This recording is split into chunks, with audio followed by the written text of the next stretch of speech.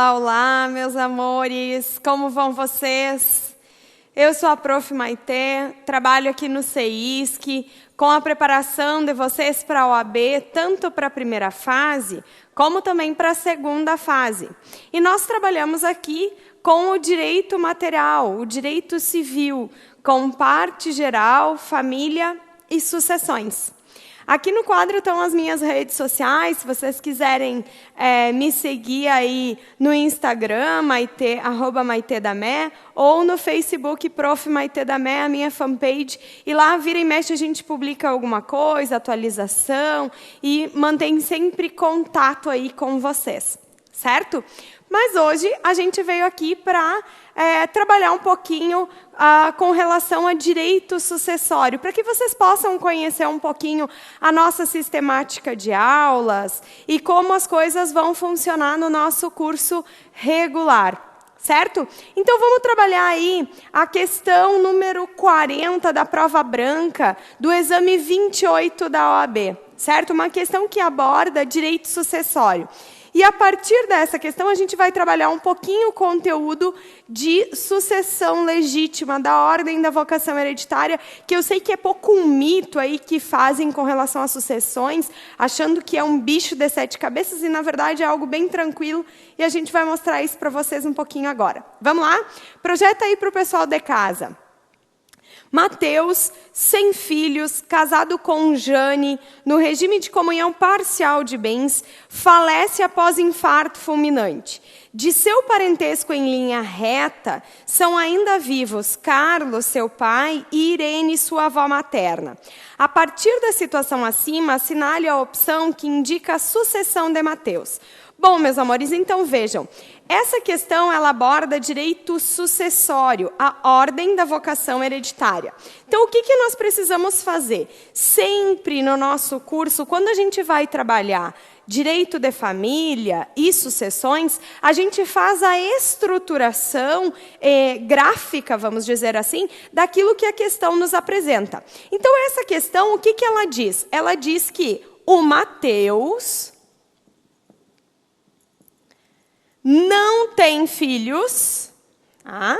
Ele é casado com a Jane pelo regime de comunhão parcial de bens. E que o Mateus falece, deixando vivos o Carlos, seu pai, portanto a sua mãe já é falecida, e a sua avó materna, Irene.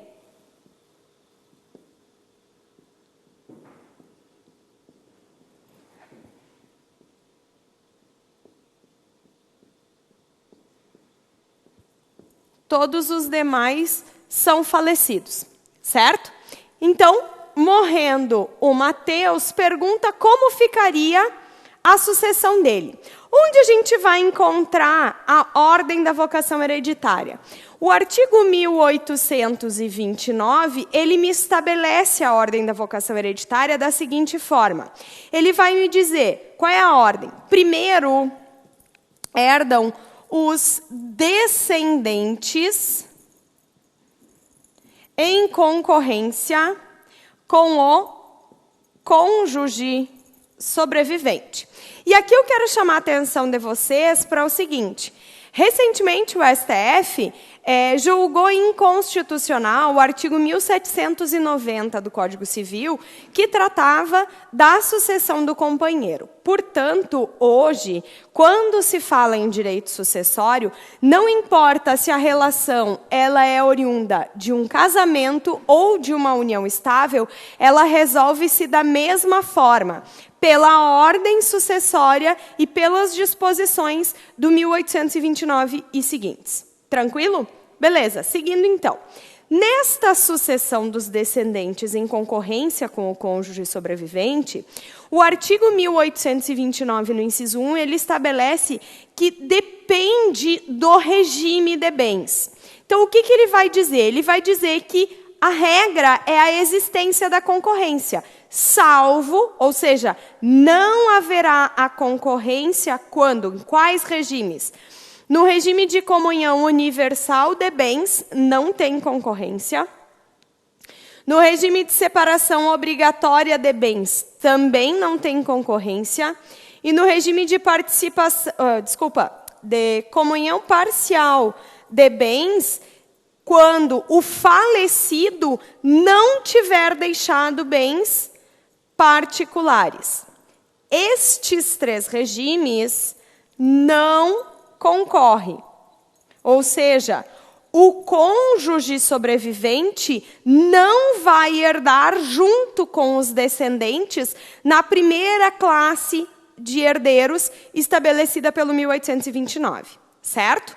Nos demais regimes de bens, haverá a concorrência. Então, quando é que eu tenho a concorrência? No regime de comunhão parcial de bens, quando o autor da herança tiver deixado bens particulares. No regime de participação final nos aquestos e no regime de separação absoluta de bens ou separação convencional de bens. Então, nesses 3 regimes aqui, haverá a concorrência dos descendentes do cônjuge com os descendentes, certo? Então, aqui está estruturado o primeiro inciso do 1829. No segundo inciso, ele diz o seguinte: quando não existirem descendentes, herdam os ascendentes em concorrência com o cônjuge. Só que aqui, diferente do que acontece na concorrência com os descendentes, na concorrência com os ascendentes, não importa o regime. Qualquer que seja o regime de bens, haverá essa concorrência. Não tendo descendentes nem ascendentes, o cônjuge, enquanto herdeiro necessário que é estabelecido lá pelo 1845, vai herdar a totalidade do patrimônio. E, em último lugar, não tendo nem descendente, nem ascendente, nem cônjuge, herdam os herdeiros facultativos, que, no caso, são os colaterais até o 4º grau, certo? Então, essa é a ordem da vocação hereditária que o 1829 me estabelece. Perfeito. Então, vamos voltar para o nosso caso concreto, de onde a gente partiu. O Mateus era casado, não deixou descendentes, deixou o pai vivo e a avó materna vivos. Bom, vindo para o 1829, eu não tenho descendentes, então eu caio na segunda opção. Quem serão os herdeiros? Os ascendentes em concorrência com o cônjuge. Bom, aí eu vou ter que analisar o seguinte: passada essa fase de identificar quem herda, eu tenho que verificar, dentre os ascendentes, se ambos herdarão ou se apenas um herdará. E 2, qual vai ser o percentual que o cônjuge e os ascendentes vão herdar naquele caso concreto. Então, a primeira análise que nós vamos fazer é se quem vai herdar na condição de ascendente será o Carlos, o pai, a Irene, a avó, ou ambos. E aí nós precisamos lembrar das situações da representação que estão dispostas lá no artigo 1851 do Código Civil, que determina o seguinte: na linha reta descendente, sempre haverá a representação. Na linha reta ascendente, jamais, nunca haverá a representação. E na linha dos colaterais, excepcionalmente haverá a representação quando? Quando os sobrinhos concorrerem com irmãos do falecido, que não é o nosso caso aqui. O nosso caso é uma sucessão de ascendentes. Portanto, não existe representação na linha reta ascendente. O que determina dizer que o Mateus falecendo, o seu herdeiro ascendente a receber o patrimônio em concorrência com a Jane, cônjuge sobrevivente, é exclusivamente o Carlos, certo? Então, o primeiro elemento nós já deciframos aqui. O Carlos é que vai herdar junto com a Jane. O segundo elemento que nós precisamos analisar é em termos de percentual, qual será o percentual que ele vai herdar. E essa determinação vai estar lá no artigo 1837 do Código Civil, que vai dizer o seguinte: na falta dos descendentes, herdam os ascendentes em concorrência com o cônjuge, sendo que o percentual vai ser, se o cônjuge concorrer com ascendentes, pai e mãe do autor da herança, caberá 1/3 para cada um deles. Então, se tivesse a mãe do Mateus viva, seria 1/3 para a Jane, 1/3 para a mãe e 1/3 para o Carlos.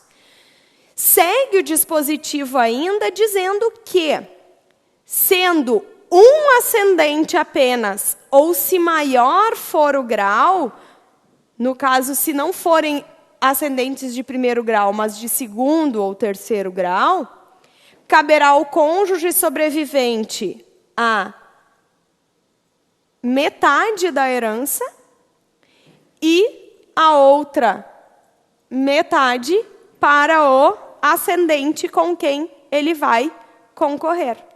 Certo? Então, vejam que quando a gente estrutura a questão dessa forma para resolver, facilita, porque daí a gente consegue enxergar o conteúdo a que ela se refere.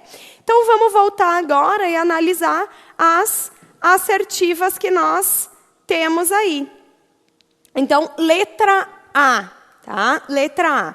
Serão herdeiros Carlos, Irene e Jane, a última em concorrência, atribuído o quinhão de 1/3 do patrimônio para cada um deles. Essa está errada por quê? Porque nós verificamos que não existe representação na linha reta ascendente. Tá? Portanto, a Irene não herda. Letra B. Serão herdeiros Carlos e Jane, atribuído o quinhão de 2/3 ao pai e 1/3 a Jane, cônjuge concorrente. Não. O 1837 vai dizer que é a metade. Depois a letra C. Carlos será herdeiro sobre a totalidade dos bens, enquanto Jane apenas herda em concorrência com este os bens particulares do falecido. Aqui, meus amores, eu quero chamar a atenção de vocês. Por quê? Porque a FGV tenta, em alguns momentos da prova, induzir vocês a erro. A importância da definição do regime de bens para saber se o cônjuge sobrevivente concorre ou não com herdeiros e sobre quais bens concorre, é só quando a concorrência é com herdeiro descendente. Por quê?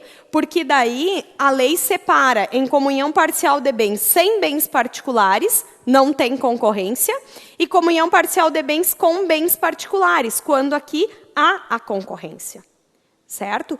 Para a sucessão, para a concorrência do cônjuge com os herdeiros ascendentes, não importa o regime de bens. E mais, o cônjuge aqui, em segunda classe concorrendo com ascendentes, ele herda sobre a totalidade da herança e não apenas sobre bens particulares, como acontece na concorrência com os descendentes. Certo? Então, não é a letra C. E a letra D, serão herdeiros Carlos e Jane, esta herdeira concorrente, atribuído o quinhão de metade do patrimônio para cada um destes. Então, essa é a resposta correta que vocês deveriam considerar aí nessa questão que envolve direito sucessório. Tranquilo e sereno? Muito bem.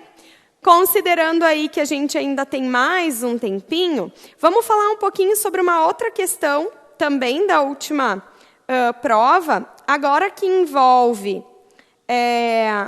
um pouco de direito de família e um pouco de parte geral. Tá? Então, vamos trabalhar ela lá. Olhem lá. Mônica, casada pelo regime de comunhão total de bens, descobre que seu marido, Geraldo, alienou um imóvel pertencente ao patrimônio comum do casal sem a devida vênia conjugal. A descoberta agrava a crise conjugal entre ambos e acaba conduzindo ao divórcio do casal. tempos depois, Mônica ajuiza a ação em face de seu ex-marido, objetivando a invalidação da alienação do imóvel. E aí, a questão pergunta, sobre o caso narrado, assinale a afirmativa correta. O que nós temos que analisar aí? Essa questão trata de direito de família, regime de bens e de parte geral. Por quê? Olhem só. Lá no direito de família, na definição dos regimes de bens, nós temos a chamada outorga conjugal. O que é outorga conjugal? Aquela necessidade de que um cônjuge, em razão do regime de bens, dê anuência ao outro para praticar certos e determinados atos, como, por exemplo, a alienação de imóveis, que é o que está posto na questão. O artigo 1647, ele determina isso. Que salvo no regime de separação absoluta, e vejam pelo que eu já mostrei para vocês, que o regime de separação absoluta é aquele de separação convencional de bens. Então, salvo no regime de separação absoluta, é obrigatória a anuência do cônjuge para praticar atos de alienação de patrimônio. Certo? Considerando que a Mônica e o Geraldo são casados em comunhão universal e ela não tendo dado a anuência para ele vender o imóvel, o 1649 vai dizer o seguinte, que essa anuência, quando ela não for dada pelo cônjuge e ela não for suprida pelo juiz, torna o negócio jurídico praticado anulável. E aqui está a relação do direito de família com a parte geral do direito civil. Por quê? Porque trata dos negócios jurídicos, assunto que a gente trabalha lá na parte geral. E trata também da questão da decadência, que é o prazo que nós temos para pleitear a anulação desse negócio jurídico. E esse prazo de decadência, ele vai iniciar a sua contagem no momento do divórcio do casal. Por quê? Porque enquanto a sociedade conjugal se mantém, os prazos entre eles não correm. Certo? Então, o prazo é decadencial para a Mônica ajuizar a ação, e esse prazo ele é de 2 anos, segundo o 1649, certo? Então, a letra A diz que o juiz pode conhecer de ofício o vício decorrente do fato de Mônica não ter anuído. Não pode reconhecer de ofício, tem que ser alegado. O B... o fato de Mônica não ter anuído com a alienação representa um vício que convalesce com o decurso do tempo, se não for utilizado os 2 anos para buscar a anulação, vai convalescer.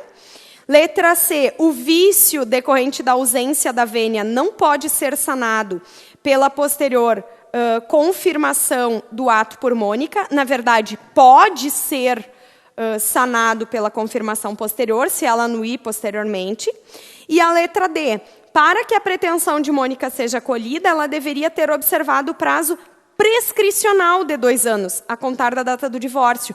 E aqui é mais um pega-ratão da FGV, porque o prazo não é prescricional, o prazo ele é decadencial, meus amores. Certo? Tranquilo e sereno? Eu espero que vocês tenham gostado dessa palhinha aí a respeito de parte geral, família e sucessões.